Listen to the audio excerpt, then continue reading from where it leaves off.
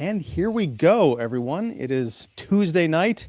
It's 8 o'clock Central. That means it is Earth's Mightiest Critics talking about a new movie. We're talking about Mercy, a film that hasn't received a lot of mercy from critics. Fans, according to Rotten Tomatoes, I'm not sure how much that means as far as numbers and metrics and actual sentiment, but they seem to dig this far more than film critics. I think it's 23% critics and something like 87% fan positive reaction.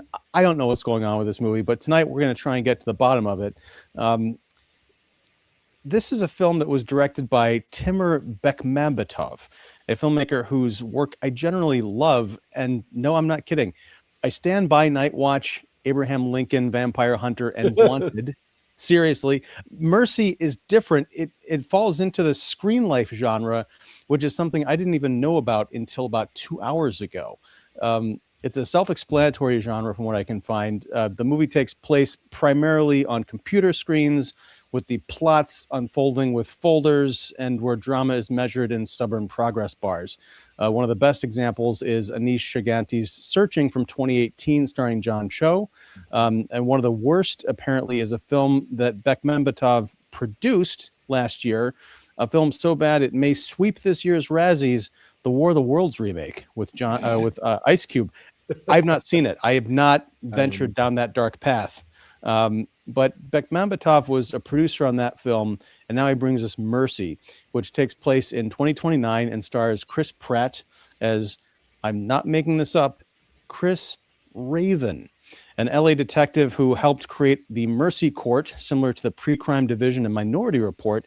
Mercy is an omnipotent artificial intelligence program that uses every possible bit of technology and surveillance at its disposal to try, convict, and execute criminals. Of course, Chris Raven ends up in the court, wrongfully accused of having killed his wife. He has 90 minutes to prove his innocence to the AI judge, Maddox, played by Rebecca Ferguson, or else he'll be electrocuted in the very chair to which he is shackled. Despite scathing reviews, this movie managed to knock Avatar, Fire and Ash out of the top spot last weekend with an absolutely record-shattering, stunning $11 million. The question is, does Mercy deserve the bile and derision being hurled at it by critics, or do its defenders and the everyday audience have a point? We'll find out tonight as I welcome Earth's Mightiest Critics. Today we have David Fowley of Keeping It Real. We have Katie Glidewell, the blonde in front, and we have Jeff York of The Establishing Shot and Pipeline Artists. And I am Ian Simmons of Kicking the Seat. Let's get into this movie. Now, I have a feeling, based on some discussion we had before we went live, that I may be the only person to semi-defend this movie on the panel. Everyone else, I believe, is ready to push that button to electrocute the Chris Pratt substitute, in this case being me, for the crime of mounting any kind of defense. So who wants to go first with their opinion of Mercy? Jeff, up with a hand. I'll take the bullet. All right, let's do it. As I said in my review online, I think there's a very clever idea in this kind of film. And some of the films that you just listed that the film director was part of, I think, prove that. There's something interesting in our computer world about watching how computers become more prevalent, and sometimes for good, sometimes for bad. But, it becomes a detective story as we open files and find out things going on. And I think the idea that now, to undo the clogged up court system and present a sort of unvarnished, sort of facts only kind of case is an interesting premise. And, then, sort of the idea that you're fighting for your life in real time, knowing that the proverbial ticking clock is up in the corner, like Kicking the Seat logo is in mind. Those are great sort of visceral, grab by the collar kind of movie experiences that you do in a group of people that are all sort of breathlessly watching this and cheering it on. So I applaud that, and there's some parts of that which I think play off well. I think it's rather inspired casting that Rebecca Ferguson is the judge here, because she's always got kind of a implacable face anyway, so you can see them going with that. And I love the fact that Katie, who's usually so full of brightness and light, is sort of channeling that person now, listening to my argument about this. I don't know if I've gone below 92% yet, but anyway. But where I find it was confounding, and where I started to just kind of back away after leaning in on a movie like this, is I think the laziness. Uh, Arguably, if you watch it from just the way it's put together, its technique, its acting, its energy, some of the set pieces are very good. You could be sort of convinced that this is a clever film, but it's not nearly as clever as it should be. And I maybe had too high of expectations for this. But knowing that in this day and age, AI can literally read 10,000 files. I mean, I do some of the malware bites every month just to make sure my system is good. And literally, they read 24,000 files in 30 seconds. No bugs here, you're fine.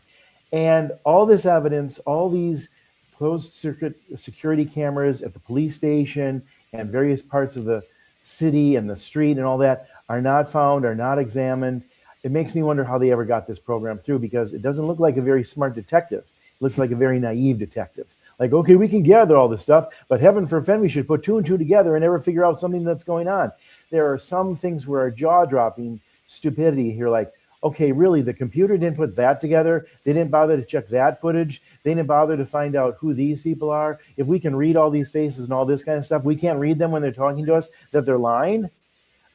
We can't find where they are. Oh, this one guy is not in the Home Depot where he's supposed to be working. He's at his home. And they figured that out because he just put up a fake calendar behind him. Really? That's as good as this AI is, that he can't pinpoint places. So to me, in a movie that relies on all that kind of stuff to convince us that, well, I guess crime-ridden LA would go along with this system, and maybe that's what we need across the globe, is, this kind of harsh, tough stance on it, not allowing for lawyers to showboat or for things to be suppressed and all that kind of stuff. But the screenwriter's the suppressor here. The screenwriter wants to keep stuff from us, so we can't figure it out before Chris Pratt does. And suddenly this man who's too drunk to even know that he was fighting 6 people in a bar, because that's what happens when you black out, is suddenly now, 20 minutes later, so sober that he's out thinking a computer. I threw up my hands at the whole thing and said, at that point, I'm not in this anymore. This is silliness. And it had a chance to be smart. And I'll use the searching as a quick last example before handing it over to my fellow prosecuting attorneys. Searching continually surprised me, not only because John Chu was pretty smart and adapting, but he knew where to look. And he thought of things about, oh, wait a minute, I do know my daughter better. I know she does this. I know she's here. I know this is her friend. He was constantly thinking. And, at a certain point, that's all that Chris Pratt does to win, is he's thinking more than the computer. And the computer, after it's presented its case, gives up. Basically, it's like, oh, well, I'm sticking to my 97% until Chris Pratt's like, dummy, here it is. And then the computer has to go, oh, well, yeah, I guess so. I just, that premise had a great potential, and I think they squandered it. Well, we'll come back to some of that, because, and I would probably have to watch the movie again, because I know the computer did kind of push back when Chris Pratt's character, Chris would make a point that to the audience, because we have the advantage of watching this entire thing unfold, where the characters in that courtroom don't necessarily. But he would say, well, obviously that clears me of some, some of these gets me some percentage towards innocence. And then Judge Maddox would say, well, perhaps if this other factor turns out to be true. It's not just like, hey, look, the guy's leaving the building. That means he couldn't have been there. Well, he might have if I don't want to get too spoilery too early, but there is some back and forth there. And I agree. I mean, this is the second time feature screenwriter, Marco Van Bell. So there might be some, growing pains to work through there. But yeah, we'll come back to some of that. But sure. Katie, what say you? So I actually saw this movie twice. You did? Okay. I saw it at the critic screening because I wanted to make sure that I saw it in silence and I didn't have people talking and I would have anger, which I kind of pretty much thought I was going to not be watching a movie, even though I don't watch, the trailers. I just wanted to watch it and all that stuff. But I also wanted to watch it in the format that it's supposed to be seen in, which is IMAX and 3D. Seeing it in 2D, I was like, you know what? I'm looking forward to seeing some of these scenes in IMAX and 3D because I think this will really benefit from that. Ironically, or maybe it's not ironically, the beginning of the film, I think, looks great in 3D. I thought that was great. The part where I thought would really stand out in 3D and IMAX fell totally flat. And I already, like, after seeing it the first time, was not impressed. I saw a lot of holes and stuff. And then for that to happen, I'm like, well, what the hell? You couldn't even get that right. But you were let me just ask this. Sorry to break in, but you were so hopeful that the 3D IMAX element could salvage some of the movie that you actually put yourself through it twice. Yes. Wow. Okay. Now, just curious, I really was hoping that there was going to be, like, when the big explosion happened, I thought that would be, especially with the fire and people. It's like, I thought that would look great in 3D. No. The beginning of the film was much more effective and had, to me anyway, was much more effective in 3D and IMAX than that scene. One of the things about the film is that it starts out, and I called it a mediocre Minority Report. It was very much, it's so wanted to be Minority Report just without the smarts, because the whole reasoning why Chris gets involved has nothing to do with, like, why that didn't work, has nothing to do with the criminal. It had more to do with the court system. And I feel like with this whole, like, the mercy court system, like, especially the first person, this is something that it's like, okay, I don't know. There were so many things that, if LA has this much crime and stuff like that, I really don't think you needed to have the first person that was one of the the first person that was on trial to be someone who obviously had some sort of drug influence, who was mentally impaired.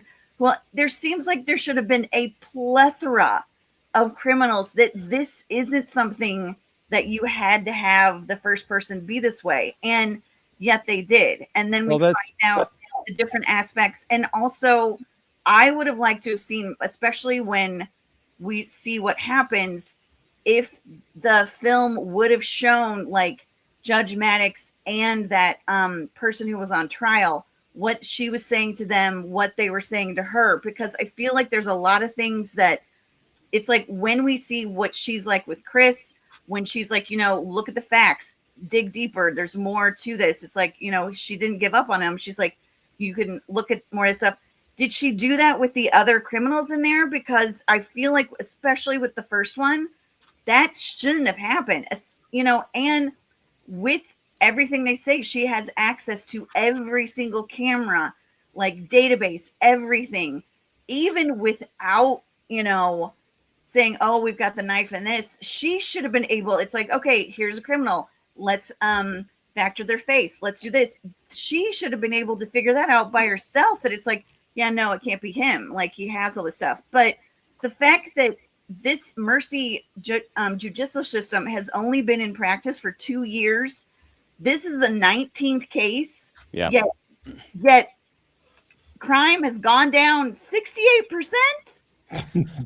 Well, I think there's a lot of numbers there that don't make sense to me. I mean, if it was 119 or 1,019, yeah, I could kind of see, like, oh crap, no, 19 cases, and they say that the crime has gone down 68%. I'm not buying it. And not a RoboCop in sight. Yeah. Well, and I think the idea, and this goes back to your question about the first, first person to be prosecuted and executed under the system.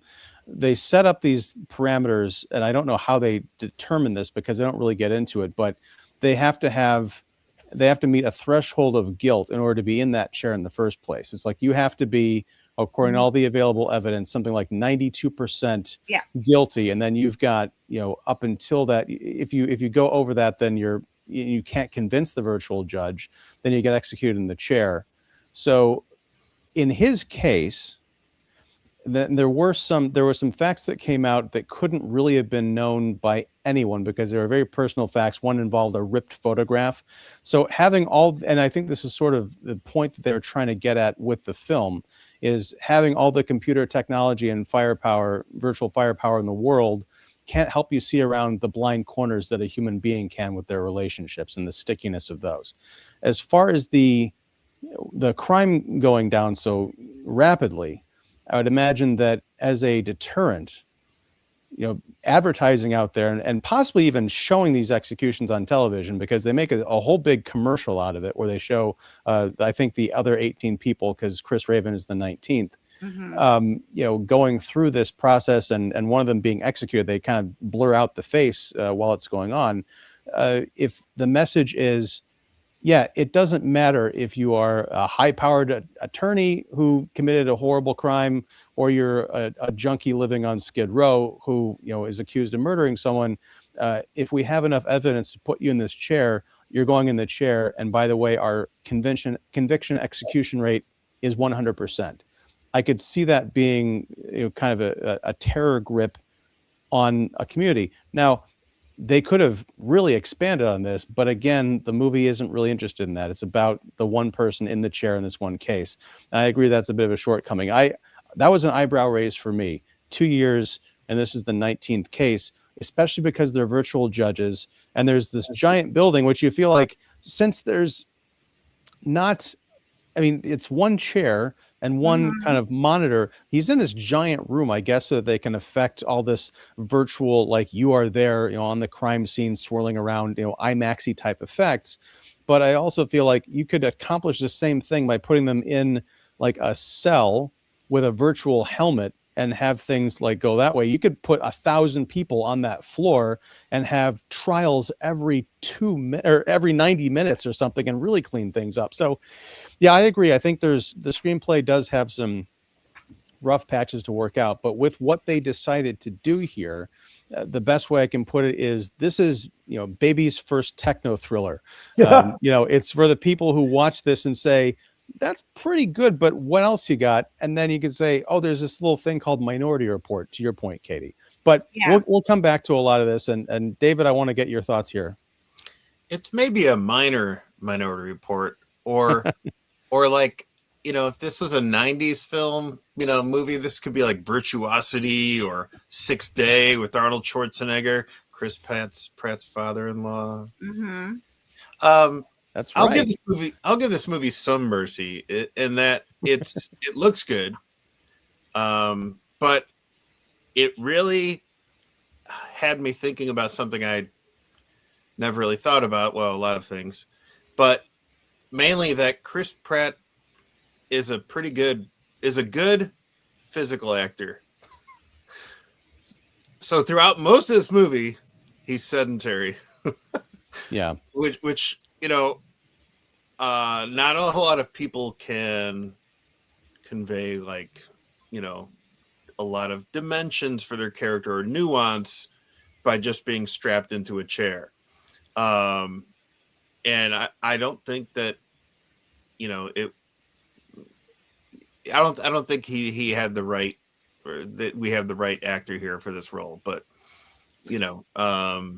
there's to that point, and if I might divert you for a second, because we do have a question that Sejua posted on Facebook a couple of days ago that I want to post to the group here, but it does kind of relate back to Chris Pratt. But who would you have in mind? Because I had that same question while I was watching a good portion of this movie. Like, he's kind of wrong for this. He's good in parts, but there's someone better, but I couldn't quite place who would be my ideal Chris Raven. Did you have someone that you picked out and said, oh, this would have been not perfect, but much better if it had been X? I think like somebody like, say, like Peter Skarsgård, somebody who it looks just kind of like your average guy and not some hero detective or something like that, who, this is a guy who could be really, this character could be really like kind of smug and proud of his role in these courts.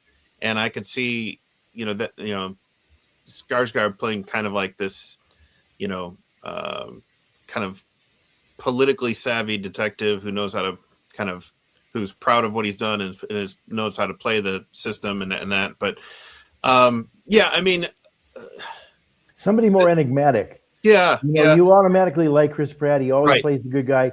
There's an aw shucks all-American boy to him, even when he's playing a doofus like in The Office. It needed somebody who, on first blush, you don't know if he's good or bad, like a Peter Sarsgaard, like a, some of those kind of actors who can go both kind of, Chris Walken. I know back when he was younger more, he would be too old for this role now, but, you could see him as both the hero or the villain. And I think that would have at least presented to us watching, as well as to supposedly the court, somebody who on face value doesn't seem to read innocent, where here he reads innocent. And where else does the script go? Of course, unless he is. Right. So it's almost on the nose casting. Ben Foster would have been a good choice. Yeah, Right. that's a good one too. Very good. And this movie wouldn't be made. What am I? That's weird. I know. You went Yeah. Well, yeah. But then this movie wouldn't be made because it doesn't have a name star. It doesn't have a Chris. It needs a Chris. So would Chris Pine, Chris Huddleston, or Chris Evans be better? I don't know. or Chris Hemsworth. Hemsworth, Chris yeah. Pine. Did I say Huddleston? Yeah. But yeah. I could see Chris Pine David doing Huddleston. that. That's interesting. No, but I think Rowan Atkinson.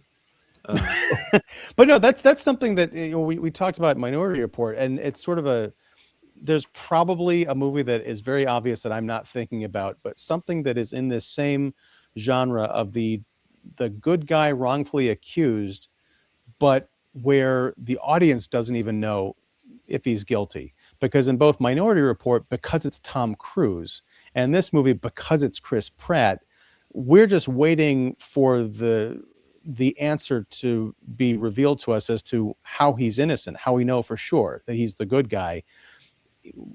Are there movies that have that genuine ambiguity where you have a movie star who's like, the closest I could think of is possibly like Ed Norton in Primal Fear. Yeah. Well, Right. The Fugitive. Yeah, but I mean, it's kind of an AI. No. The Fugitive. I mean, we think But that Harrison Harrison Ford. Ford isn't it, but we don't know. none of these screenplays have the guts to actually, like, we think we're okay with what's going to happen with Chris Pratt because we know in 90 minutes he'll find a way to defend his case, and he'll be innocent. He'll be all right. Why not make it a screenplay where he actually did kill his wife? Or maybe make him guilty or bad of some things. I mean, like, what was the movie with Kurt Russell back in the day where he was, what was it? The Blue, he was on court. He was Dark Blue? Yeah, Dark Blue. That's it. Where, we like Kurt Russell. He's usually the hero, but sometimes he can play a bad guy. Snake Plissken, a bad guy who's also a good guy. But in that, he was corrupt. He wasn't as bad as they said, but he was corrupt. Yeah, There's other places like that with certain actors and stuff. Or do you go and cast somebody like Jeremy Strong, who reads as bad, who reads as unlikable, and just by his demeanor and his kind of shiftiness seems to be unreliable or unbelievable, and yet he's actually innocent, even though he presents as guilty. Well, I like the Jeremy Strong idea there because he also seems more like a bureaucrat, like the kind of person who would be pushing for this kind of a program. Now, what's interesting about what you had said, David, is I don't know how you would do this. I mean, there has been this kind of trend in recent years of turning the villain into kind of this sympathetic, if not protagonist, at least making them somewhat likable or charismatic enough to carry part of a film. Can you have a movie about a guy who is clearly guilty of a horrendous crime, and the whole point is to see if he can convince this AI that he didn't do it, whether as a test or if it's like we are as the audience are kind of complicit and we're hoping he doesn't get away with it, but we kind of feel like he will because it's Chris Pratt or whoever. Yeah, I'd be on board. Like, what if you had like, and I hate this stuff where we're freaking rewriting the movie and everything. But it's mercy. We got what choice do we have? But, We're gonna talk about this movie for 90 minutes. Yeah.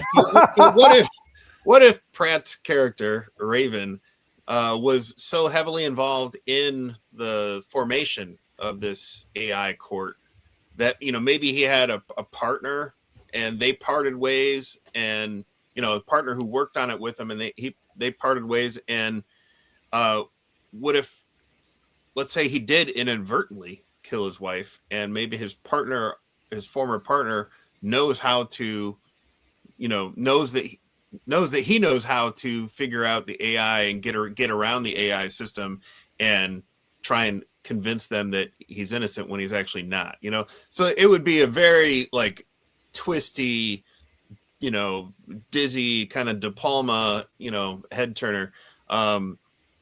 Or That's not this movie. To build on what you're saying, David, I mean, there's some rational things you could do that maybe aren't necessarily glamorous, but they would at least be more logical. For example, if there were certain files that were closed, they were frozen, or they were, shut down because of, the LAPD is keeping these under wraps or something like that, and he couldn't get them.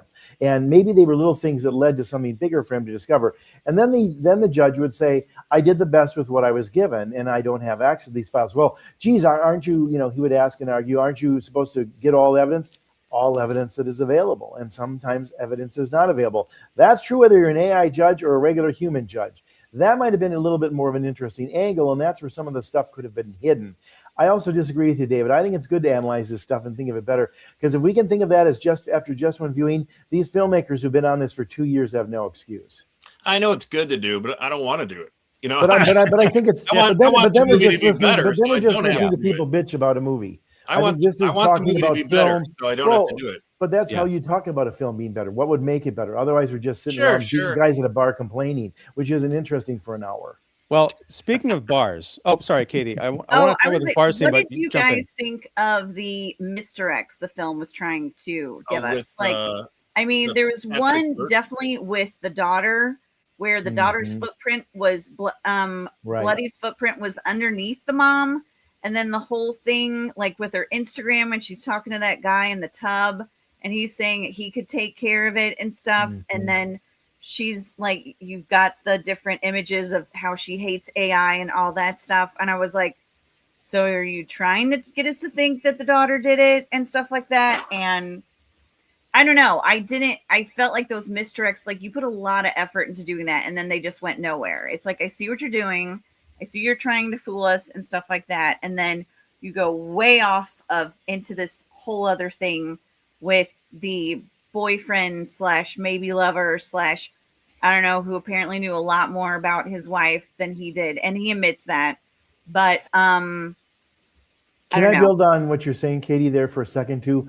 See, there's going to be red herrings. There always are. Some are more obvious than others. These are, here comes the red herring. We think it's his wife's lover. It's not, and they pretty much get rid of that quickly. And then you start to think, well, maybe it'll come back to him. But he's sort of discarded quickly, but he's a red herring. The daughter's a red herring too. But they do one thing, though, that is almost kind of, I dare say, seems to me like a rookie mistake, even though these people are veteran filmmakers like the director and the actors and stuff, or it's just bad thinking. And that is, two of the key roles that seem very small and insignificant in it are cast with name actors in it. Kaylee Reese and Chris Sullivan. Those are Emmy-nominated star characters from television shows. And together combined, they have about 3 minutes of... I don't know who you're talking about. Okay, well... Well, for those who do, they're recognizable faces, but they combined have about 4 minutes of screen time in up until the last half hour. And then you're like, well, we know they're coming back because they're name actors. And sure enough, those are the two people who figure as the culprits in it. And I was waiting for it's like, come on, let's get Kaylee in there because we're done with Sullivan now. Now we get Kaylee Reese back.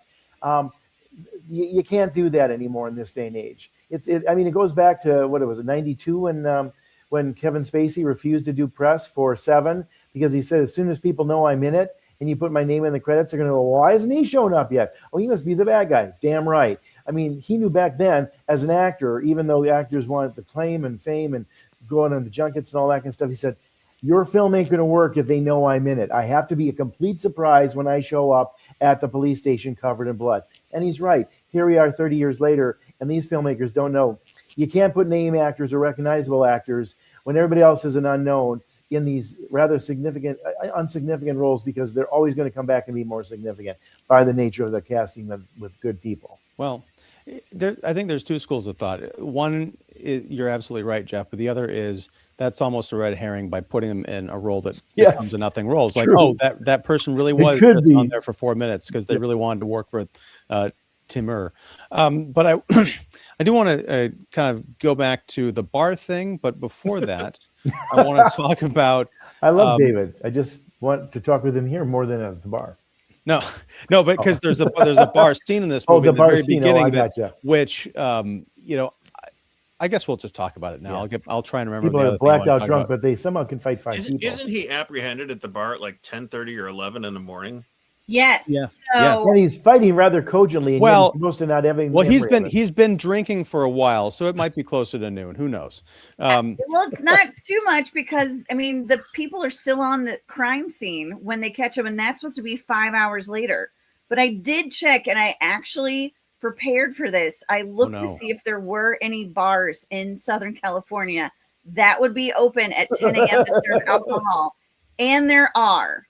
And I talked to a friend who has family members who are alcoholics because I thought that was ridiculous that if he leaves his wife's house at 9:50, goes to a place and can get that drunk that fast and that angry. And she actually told me, it's like, honestly, you give this person I know 3 drinks, they are a totally different person. I'm like, okay, so I will give that the benefit of doubt. I thought that was ridiculous, but thank you for clarifying. He's an alcoholic and a lightweight. I know. Well, that actually makes me. That actually gives the film a teeny tiny bit more credit than I gave it. Well, and Jeff, too, I'm just going to say, generally too, in most cities, if you have a hotel that has a continental breakfast, the bar is open, so you can technically be drinking at 7 a.m. if you want. I mean, not only just Bloody Marys, but they will have serving drinks from somebody on staff, even if it's, just a sort of to serve supposedly the breakfast patrons, but you can get drinking at 7 a.m. in most hotels. Not my Motel 6. Yeah, he wasn't drinking in a motel. Well, I'm just saying that's a place though where they serve alcohol. Maybe that was a cop bar. Maybe, I mean, that's why they got there so quickly. Yeah, they got there real quick. Now, Jeff, I wanted to mention something. This is so bad. Earlier, we were talking about this, and you had asked, because you said you've never been intoxicated and certainly never blackout drunk. I've been drunk a couple of times in my life, I think precisely twice, and I always remembered things. You said, is it possible to get blackout drunk and still get into this crazy bar fight and have no idea what happened? I said I wasn't sure. But then just now, I remembered an event from my childhood involving my dad, and I can say with absolute certainty, yes, you can get blackout drunk, have a violent episode, and have no recollection of it the next day. A story for another time, perhaps. Yeah, you definitely can. I have stories regarding that. Awesome. Well, but did you have an effective fight with 5 other people in a bar where you're throwing punches with the ability of Joe Frazier? I don't know about that. With a number of people, and then text people pound 4, and I have no idea what that meant, and then proceeded to throw out outside my taxi, which this is before Uber and taxis charge people $50. So I may have been the catalyst for that. I'm not sure. But yeah, we're going to blame you from now on, Katie. I have no recollection of any of that. Only what my friends told me the next day. And then I looked at my cell phone. I'm like, what the hell is pound 4? And they're like, we have no idea. So tequila is fun, kids. Tequila is fun. Maybe it was pound 4 tequilas. That's what it was. No, I don't know. And you were trying to record it for posterity. No, but regarding that bar fight, this is within the first 15 minutes of the film, and I thought it was setting the tone for a hilarious thrill ride of absurdity, because when Chris Pratt is watching this, or Chris Raven, sorry, Judge Maddox shows him all the cameras in the bar for when he gets apprehended and he starts arguing with the cops, and then it's a full-blown throwing each other around this bar. I thought it was a Family Guy sketch. I mean, it is so cartoonishly rough. I don't think exactly. I don't think there's any music to it. It's just him watching this absurd footage. I mean, it really is ridiculous. But unfortunately, they had the Benny Hill soundtrack going on when that was happening. Because honestly, I was watching that and like, this would have been funny. Or like that's Tool. Well, I gotta say that I was disappointed when the rest of the movie failed to live up to that level of absurdity, because I was shocked, gang. I walked in with very low expectations, partially because of some of the vibes that I got from folks who'd seen it before.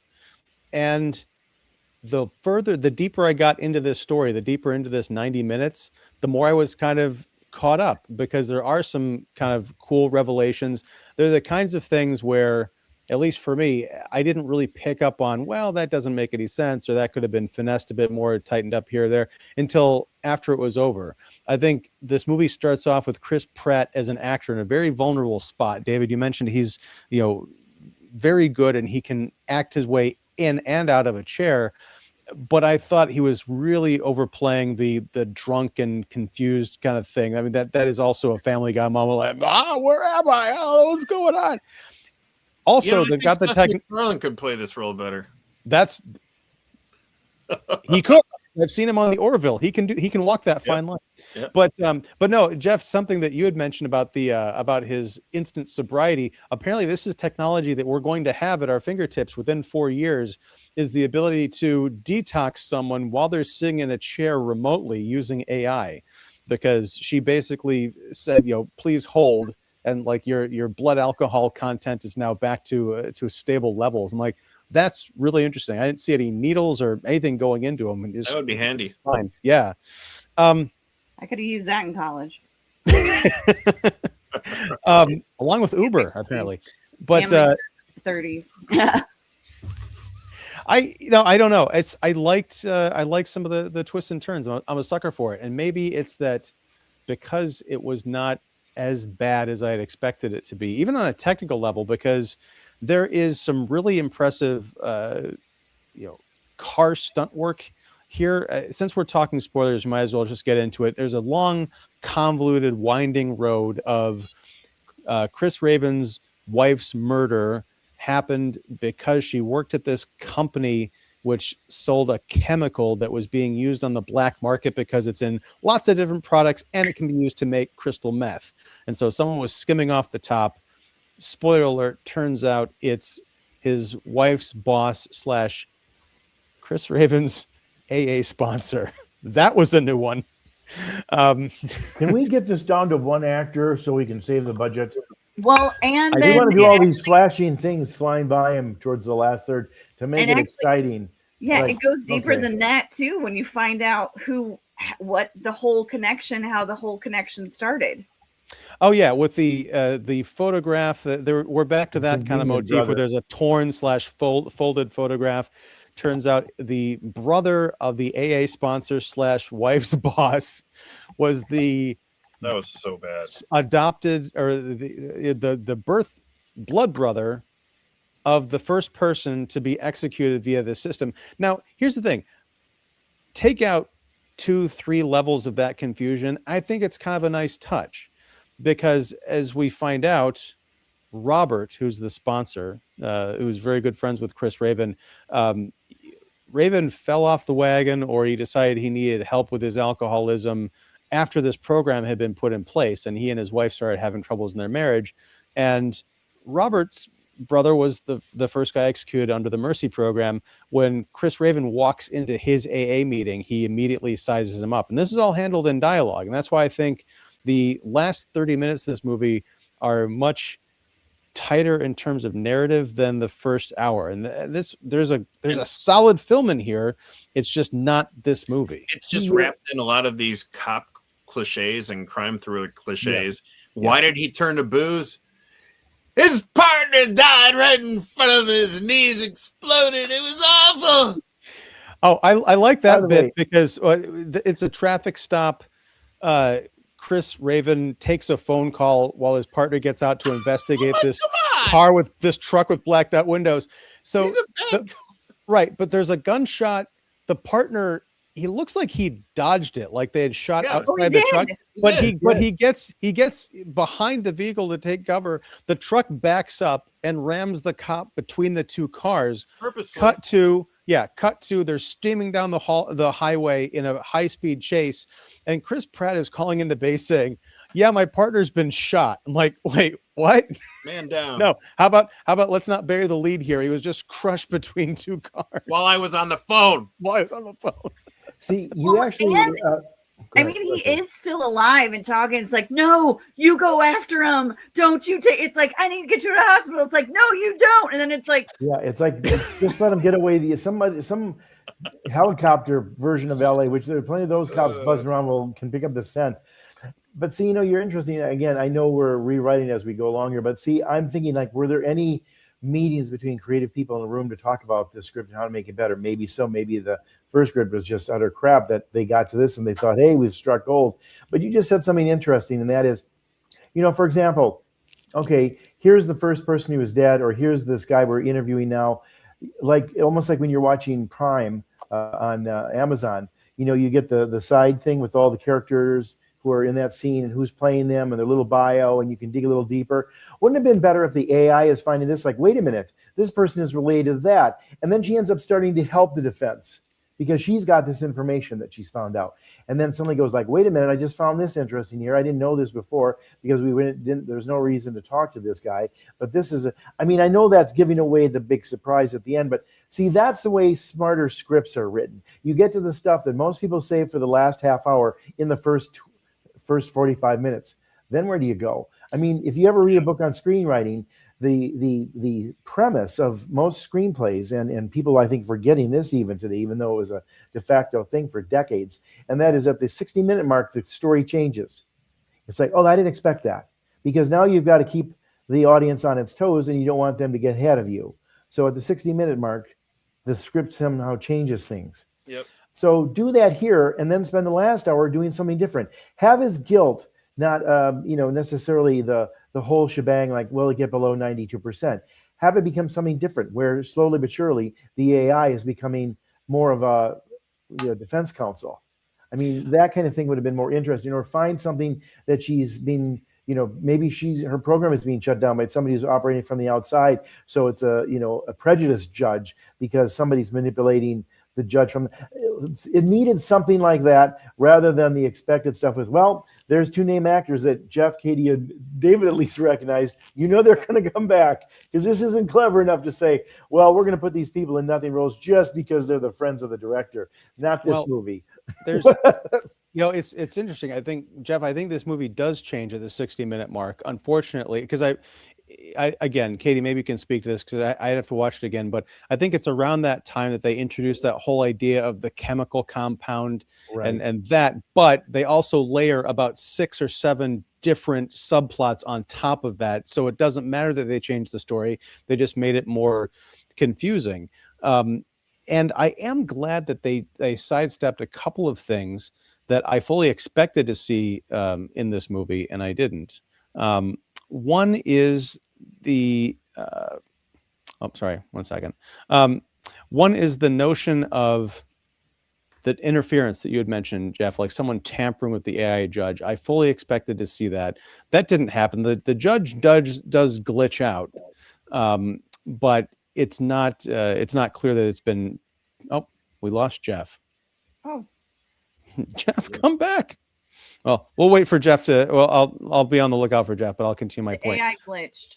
He did, oh, here he comes. Not sure what happened. Oh, hey, you're back. That's what matters. Yeah, sorry. The movie didn't like that I was. Hey, now you're over there. Oh yeah, it's all turned around. But sorry, let me just get back to my thought here. There wasn't any outside interference. I fully expected that. The other thing is, this is the one movie about AI that I can recall where one of the key plot points is not, oh, we faked this image or we faked this video of the likeness of this person in order to deceive another character and or the audience. I thought that I was waiting to see that, especially because we get a couple of these the scanning faces shots with a dot matrix kind of coming over someone's face. I'm like, oh, that's going to come in later. It doesn't, and I think that was pretty smart.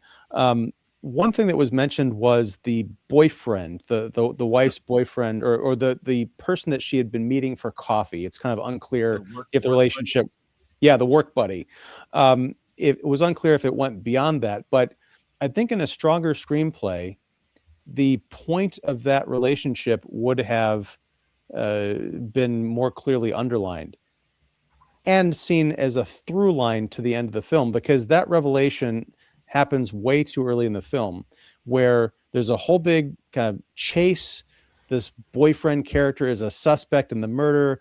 They kind of catch up to him, and he says, look, me and your wife were just friends, and she needed me as emotional support because you weren't around, and when you were around, you were just like yelling at her and not being emotionally invested. And when it turns out that Chris Raven needs information from this guy because the wife had confided in him about problems she was having at work, which leads to the whole chemical conspiracy, he has a line. He's like, wow, you really were checked out, which I thought was a really kind of profound moment, because that was the most important thing going on in her life, and something that ultimately led to her death. And her own husband, who she shared a house and a bed with, couldn't even receive it. Yeah. But there's something there. And I think that should have come back at the end of the film, maybe even have it to where it's not the wife who is the victim, but someone else who is a close family friend or someone else on the force, so that at the end they can have that moment of reconnecting, and Chris Raven go to his wife and say, I've been an idiot. let's have more conversations instead of me throwing things against the wall. Really quick, I'm at 7%. I know it's counting right there. I'm like 7% guilty. So I'm good. Or is it 7% innocent? But I thought it was really funny that his partner Jack was the only cop who can use a hover bike. No other cop is using a hover bike. Yeah, this is supposed to be in the future. So why is she the only one? Is she like, does she get it for a week? Do you like check it out and check it in? No, what it is, David. It's like in the air running on hover bikes. No, what it is, they don't get more hover bikes for the force until they get up to at least 25 cases. So they've got like another 6 months before they can get another. Come on, guys, we gotta get a new hover bike. You know, the other thing that I was going to say that I think is naive about this movie, at least the sort of approach to it, is I kept waiting for sort of an obvious lesson that I think we have gotten to now, especially as AI has become so front and center and examined over the last couple of years. And that is sort of what Ben Affleck was talking about this last week when he was out promoting The Rip. And that is that AI is only going to be as good as what people use it for, or the people use making it. Yeah. In other words, human flaws and, whatever you want to call it, it can affect it. And I thought that maybe there was an opportunity in this film, like the computer, continually does that same bullshit that we've seen in computers since Nomad, in the Changeling episode of Star Trek, the original series back in the 60s with, I am a computer, you are imperfect. You thought I was Kirk, the creator. I'm not. I'm, that was your first mistake. Your second mistake is you didn't catch your mistake. And your third mistake is you didn't annihilate. But they assume that the computer is perfect. It's going to be perfect in this. And very quickly, it's proven not to be. And I thought that there was more of an interesting opportunity to talk about, well, how was it programmed? What did they find? Why didn't they find stuff? And then if maybe the computer starts to emit more. But I mean, we've had AI now for 5 years, and if you try to have them do an illustration of something, they still give everybody 7 fingers. Mm-hmm. On what planet does anybody have 7 fingers? How is that in the programming? So why do we assume here that, because it's an AI-run judiciary, it's all perfect? That's not how the society would be. Yeah. That's not how the cops would be. That's not how the history of AI would be. And this film just seems to go to the default of Nomad, HAL 2000, whatever computer, they're always perfect. It's like, no, it's more interesting to have it recognize that it's not, and then work double time to try to make sure that it can be better while the actual trial is going on and this man's life is ticking away. That would have been a much more better thing. They brush up against that a little bit, but I think that should have been the theme of the last third of it, more than, here's the big reveal, here's the whodunit. A little less important there. What's more important is I think that the computer was sort of like, now I'm the defense attorney. Well, the computer did help him out at one point when he was about to give up in the middle of the movie. Mm-hmm. And she said, if you give up, use it. Well, but she goes beyond that. She says, if you give up now, then, you'll lose both your wife and your daughter. Right. And there's a picture of the three of them laying in the grass, and she, Back to the Future style, makes the wife and the daughter disappear from the picture. Yes. Well, no, she makes. Doc, are you telling me that? She makes Doc, Chris and the wife disappear from the picture so that the daughter is going to be an orphan. Oh, that's what it was. Yeah. But Well, see, it but- would have been more interesting if she was using her facts thing, like, have you looked at this? I've talked about that, like brainstorming with them and stuff. Instead, she's like, oh, suddenly has a heart. I mean, maybe she was programmed that way, but it's an effective piece, I grant you, Ian. It's a good scene. But there's Well, other stuff she could have been asking too. That's the thing is, I don't know if it's a good scene. To me, it seems like a cheat because, Yeah. and it doesn't really pay off later in the film of like, is she starting to turn around? Mhm. Because if she was an impartial piece of AI, she would have just said, well, it is your decision, but you've got, this much time left. She was saying essentially, use this time, otherwise your kid's going to be orphaned. A cold justice system AI isn't going to give a crap. If Or anything, if it's they going are to want to saying- get those numbers of saying, hey, we've got our 19th successful It'd be execution. great if it was like Or she could have said, your daughter has a 98% chance of falling into foster care, and the success rate in that is about 38%. I mean, she could have thrown out some really awful stats, which would scare the shit out of them. That would have been interesting too. That would have been a way to get around that emotional manipulation problem by using his knowledge of what those cold hard facts mean to kind of re-kickstart his brain and his heart. Sorry, David, go ahead. I would have liked like a snarky AI with like a Natasha Lyonne voice or something. Your daughter's better off as an orphan with the way you treat your wife. That would have been merciless. bullshit. Yeah. You didn't really mean that. You just said that. Come on, stop lying to me. I do think it's interesting how the court, use the manipulation of social media and how people use it to like document all these things, especially one scene that still doesn't make much sense to me and rethinking about it. After Chris's partner dies, his wife is filming and she seems really excited, like something happened, and he walks in the door and she's like, oh my God, what happened? I'm like, dude, why are you filming? You're acting like it's his birthday. It's I don't think that was the wife. I think that was the daughter, because the wife was that was the wife. The wife was in frame to give him a hug. Because she asked, like, baby, what happened? He's like, Ray's dead. But the camera was very low in the shot as we're watching it. We see him come through the door and she's like standing off to the side and she goes to meet him and hug him. So the daughter was filming. I think the daughter was filming. Like she was just messing around on her phone. It still is a bit weird because it's like, even if we're talking about this happening now or last year, because we're trying to, God, that's really crazy that this is only supposed to happen like next year, 2027, then 2029. So that all that stuff. But in any case, it just seemed like a weird thing that I feel like this would have been something that would have been on the news and that someone would have informed her that something had happened, and he walks involving in the her door, husband. Yeah. And the daughter's filming like it's his birthday. And then he says, but I also had the whole thing about the guy who backed into his partner and then he's running after him on the beach. He goes into the ocean and then pulls him out and stuff. And then you see his trial. It's like, not guilty. And he just goes, oh, like that. I'm like, what is happening here? Why are we glossing over these details? He didn't get that justice. This isn't the criminal we know did the wrong thing. Why don't you blame the jury? Like, or we just go with the judicial system? Because this is like, what could the jury have seen? It's like, yeah, I think we need to let him go. It's like you have multiple cameras and stuff, and the drone shots following this car chase for some reason. I don't even know why that would have happened at that time. But in any case, it just seems just so dumb. And then he starts drinking immediately. Well, as you know, I wanted to at some point during this movie, but okay, we're going to wrap it up here because David, your laptop is about to die, and I want to see if we can get you out of here before that happens. So I've got like 5 minutes or less to prove that I can end the show. Well, no, actually, I want to bring that up because I brought this up on the Sunday live stream. As many of you know, StreamYard has opened up YouTube to a vertical and a horizontal presentation. Somehow that kicks the algorithm into overdrive, and so we are able to get our programming out to even more people.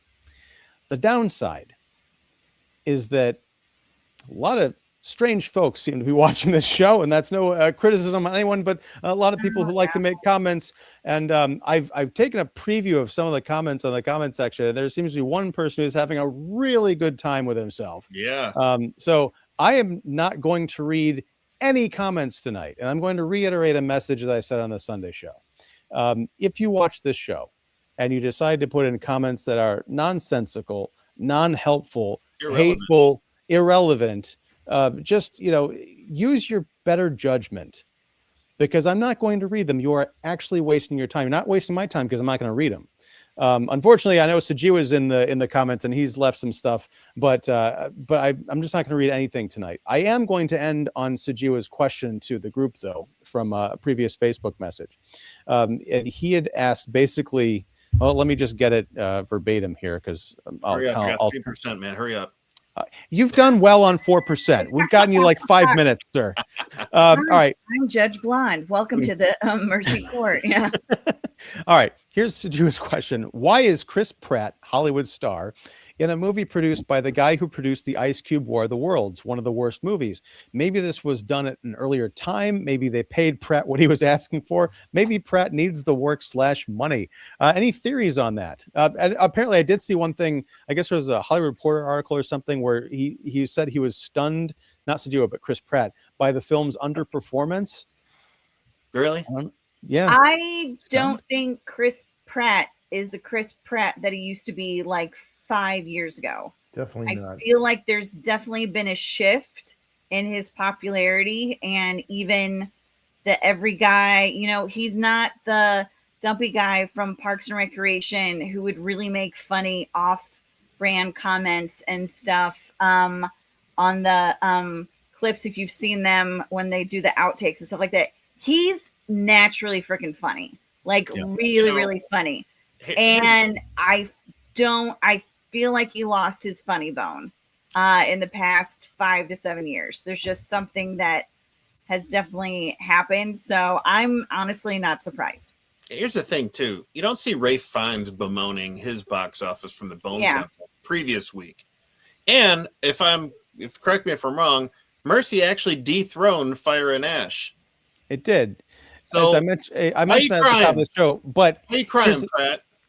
It's because it made $11 million, and part of that is, I think, the polar vortex. Like, it's really bad and dangerous to go out to the theater. So I guess they're lucky they made even that much money. But yeah, I'm there with you, David.